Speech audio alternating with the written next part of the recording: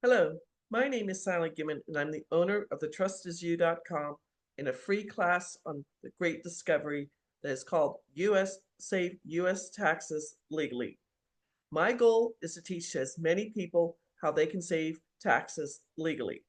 If you are a US business owner, a franchisee owner, entrepreneurs, 1099 income earners, or US investors, you could save thousands of dollars. So few people have ever heard of the Spendthrift Trust. It's legal, it's in the IRS Tax Code 643B. It's been in front of the United States Supreme Court on two separate occasions, and both times the Supreme Court has favored it. You can't get more legal than this.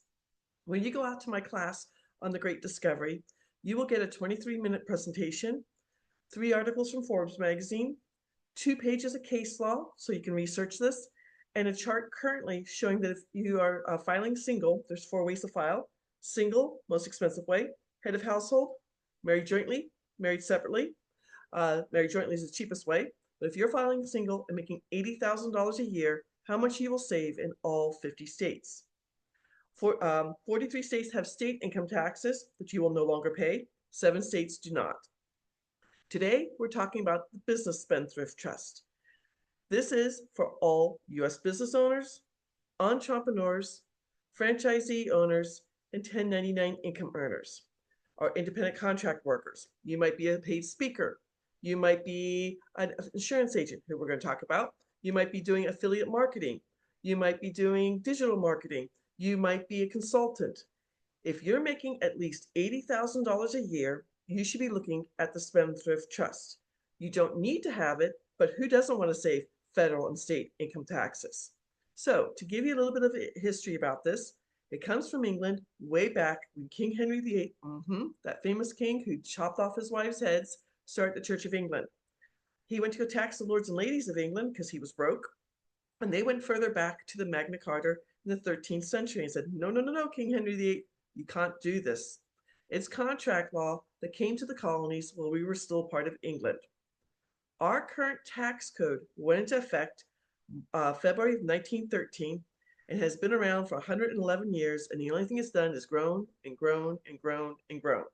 Honestly, it was only supposed to be around for a few years, but we got involved in World War I, so that's why it never went away.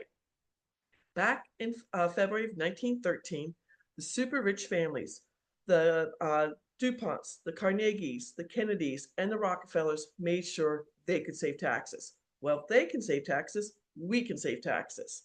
So my goal is to teach this to as many people as possible because it's not taught in schools. I know what you're thinking. Hey, how come my CPA doesn't know about this?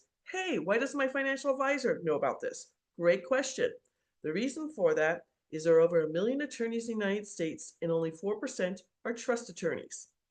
Trust attorneys study a special textbook called Scott and Asher on Trusts, 5th edition. This is in that book.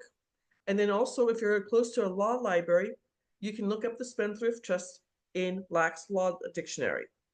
Now, I would love for you to do some research. Please do.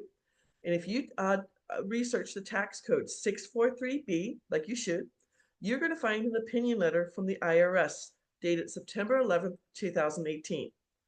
Remember, opinion letter. The IRS does not like tax code 643B, but they can't do anything about it. Only Congress can change the tax code. So many senators and congressmen or congresspeople have the Spendthrift Trust. They're not going to be changing it anytime soon. They are going to be raising taxes. I'll get into that in just a few minutes. But today we're talking about an independent insurance agent in Texas. Texas is one of the 7 states that don't have state income taxes, so he's only saving federal income taxes. Let me get you over here to share my screen. Actually, his wife contacted me. She's currently working out of the house. They have 2 young children, I think 6 and 4 or 7 and 5. I forget the dates. He works from home in an office in his home in Texas. In 2023, they know that he made $360,000. With both him and his wife's salary, they're at 32%. They filed jointly. When we take his $360,000 out of their personal taxes, their tax bracket drops down to 12%, or saving $88,560 for because his wife is still working. Now, when we take that $3,600,000 and times it 90%, because you'll save at least 90% on federal income taxes, in 2022 and 2023, I personally saved 92% on my federal income taxes. I was proud to pay only 8%. So the savings at 90% would be $73,200. So if we add this all together, the $88,560 dropping their 32% down to 12%, saving the $73,200, that equals $161,760 for a year. Now, because you pay your taxes every month he and his wife are saving $13,480. Well, guess what? His wife wants to stop working. She wants to be a stay-at-home mom. So then their taxes, he would save $73,200 still, and she would be able to stay at home, take care of her children. She loves to cook. She would make homemade dinners and everything else. That's their decision. With the money they're saving, they can put this back into his business. They could pay off their mortgage, buy a new car, take the family on vacation, give to a charity, or save for retirement. It's their money to do with what they want. If you could be saving an extra $13,480 per month, what would you do with that money?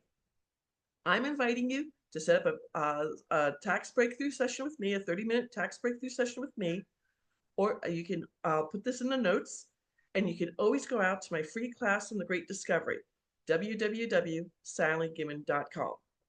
You need to know about the Spendthrift Trust because so few people know about this. Thank you for watching and have a beautiful day.